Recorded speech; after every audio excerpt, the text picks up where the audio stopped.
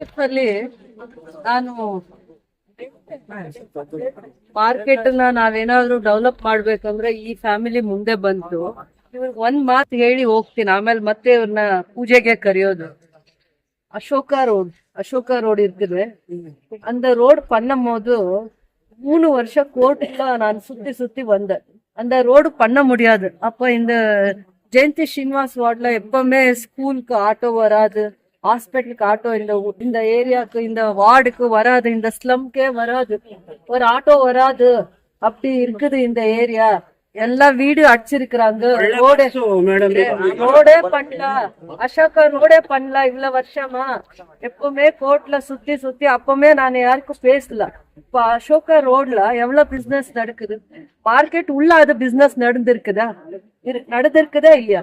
First market ನಾವು ಈ ಅಂಗಡಿಗಳೆಲ್ಲ ತೆರವು ಮಾಡಿ ಬೇರೆ ನಿಮ್ಗೋಸ್ಕರ ಇಲ್ಲಿ ಅಂಗಡಿ ಕಟ್ತೀವಿ ಅಂತಂದಾಗ ಪ್ರತಿಯೊಬ್ಬರು ನಮ್ಗೆ ಇವತ್ತು ಲಿಸ್ಟ್ ಕೊಟ್ಟಿರೋದು, ಕಮಿಷನರಿಗೆ ಕೊಟ್ಟಿದಾರೋ ಇಲ್ಲೋ, 550 ಜನ ನಮ್ಮ ಹತ್ರ ವಾಲಂಟ್ರಿ ಆಗಿ ಬಂದು 5,000 ಅಲ್ಲ ಇನ್ನ ಜಾಸ್ತಿ ಮಾಡಿ ರೋಡ್ ಕೊಡಿ, ಕಸ್ಟಮರ್ಸ್ ನಮ್ಮ ಅಂಗಡಿಗೆ ಹುಡ್ಕೊಂಡ್ ಬರೋ ಅಂತ ಅಟ್ಮಾಸ್ಫಿಯರ್ ನ ಇಲ್ಲಿ ಕೊಡಿ. ನೀವು 5,000 ಅಲ್ಲ ಅಂದ್ರೆ ಇನ್ನ ಜಾಸ್ತಿ ನೀವು ಬಾಡಿಗೆ ತಗೊಳ್ಳಿ.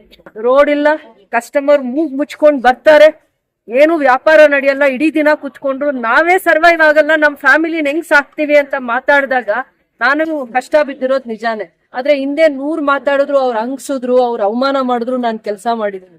ಯಾರು ಇವತ್ತವರೆಗೂ ವ್ಯಾಪಾರಿ ಹೊಟ್ಟೆ ಮೇಲೆ ಹೊಡೆದಿದ್ದೀನಿ ಅಂತ ಒಬ್ರು ಮಾತಾಡಿಲ್ಲ. ಯಾಕೆಂದ್ರೆ ಅಶೋಕ ರೋಡೇ ನಿಮ್ಗೆ ಎಕ್ಸಾಂಪಲ್, ಲೈವ್ ಎಕ್ಸಾಂಪಲ್.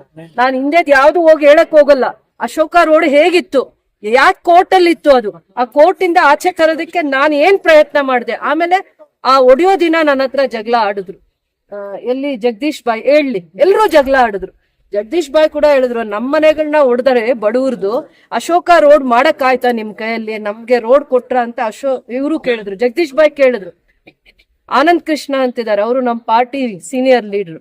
ಅವ್ರದ್ದು ಬೆಳಗ್ಗೆ 5 ಗಂಟೆಗೆ ಹೋಗಿ ಅವ್ರ ಮನೆ ಹೊಡೆದಾಕಿದ್ರು, ಅವರು ತಲೆ ಬಗ್ಸಿದ್ರು. ಆದ್ರೆ ಎಷ್ಟು ವರ್ಷ ಹೋರಾಟ ಮಾಡಿದ್ರು ಅಶೋಕ ರೋಡ್ ಮಾಡಕ್ ಆಗಿಲ್ಲ. ಇವತ್ತು ಅದಕ್ಕಿಂತ 100ರಷ್ಟು ನನ್ಗೆ ಹಿಂಸೆ ಕೊಡ್ತಾ ಇದಾರೆ. ಆದ್ರೆ ನಾನ್ ಮಾತಾಡಲ್ಲ, ದೇವ್ರು ನನ್ ಜೊತೆ ಇರ್ತಾರೆ.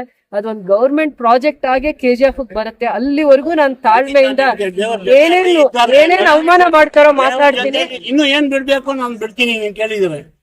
ಆಮೇಲೆ ವ್ಯಾಪಾರಿಗಳು 6 ತಿಂಗಳಾದ್ಮೇಲೆ ಮಾತಾಡ್ಲಿ, ಅಲ್ಲಿವರೆಗೂ ನಾನು ಮಾತಾಡಲ್ಲ. ಒಂದ್ 6 ಮಂತ್ಸ್ ಆದ್ಮೇಲೆ ಅವ್ರಿಗೆ ಯಾವ ಜಾಗ ಏನಾಗಿದೆ ಅಂತ ಆಮೇಲೆ ಮಾತಾಡ್ಲಿ. ಅಲ್ಲಿವರೆಗೂ ವ್ಯಾಪಾರಿಗಳಿಗೆ ಅಥವಾ KGF ಮಾರ್ಕೆಟ್ ಅಲ್ಲಿರೋರ್ಗೆ ನಮ್ಮಿಂದ ಏನ್ ತೊಂದರೆ ಆಗಿದೆ, ಬೇರೆಯವರಿಂದ ಏನ್ ತೊಂದರೆ ಆಗಿದೆ ಅಂತ ಜನ ಮಾತಾಡೋರ್ಗು ನಾನ್ ಯಾವ್ದಕ್ಕೂ ರಿಯಾಕ್ಟ್ ಮಾಡಲ್ಲ. ಇವ್ರನ್ನ ನೋಡ್ದೆ ಇದು ಒಂದ್ ವಿಚಾರ ಹೇಳ್ಬೇಕು ಅನ್ಸ್ತು. ಯಾಕಂದ್ರೆ ಅವ್ರಿಗೆ ನಂಬಿಕೆ ಬೇಕು. ಅವ್ರಿಗೆ ನನ್ಗೆ ಮಕ್ಳಿದಾರೆ ಜಾಸ್ತಿ, ನನ್ನ ಹೊಟ್ಟೆ ಮೇಲೆ ಹೊಡಿಬೇಡ, ನಾನ್ ನಿನ್ ನಂಬಿ ನೀನ್ ಇದನ್ನ ಡೆವಲಪ್ ಮಾಡ್ತೀಯಾ, ನಾಳೆ ನನ್ ಮಕ್ಳು ಇಲ್ಲಿ ಬಿಸ್ನೆಸ್ ಮಾಡಿ ಬೆಳಿಬೇಕು ಅಂತ ನಂಬಿಕೆ ಇಟ್ಟಿದೀನಿ ಅಂತ ಹೇಳಿದ್ರೆ ಅದಕ್ಕೆ ಅವ್ರನ್ನ ನೋಡ್ ಅವ್ರಿಗೆ ಅದೊಂದು ಉತ್ತರ ಕೊಡ್ತಾ ಇದೀನಿ.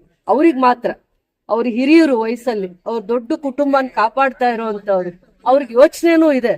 ನಾನ್ ಅದಕ್ಕೆ ಹೇಳ್ತಾ ಇದೀನಿ, ಲೈವ್ ಎಕ್ಸಾಂಪಲ್ ಅಶೋಕ ರೋಡ್ ಕೊಟ್ಬಿಟ್ಟು ಏನೆಲ್ಲ ನನ್ಗೆ ವಿಘ್ನಗಳು ಬಂದ್ರು ಕೂಡ ನಾನು ನನ್ನ ಪ್ರಯತ್ನದಲ್ಲಿ ವ್ಯಾಪಾರ ಮಾಡೋರ್ಗೆ ಒಳ್ಳೇದಾಗ್ಬೇಕು ಅಂತ ಮಾಡಿದೆ. ನಾನು ತಪ್ಪು ಮಾಡಿದ್ದೆ ಅಂತ ಕೇಳಿದ್ದೀನಿ, ನಾನು ಕೇಳಿಲ್ಲ.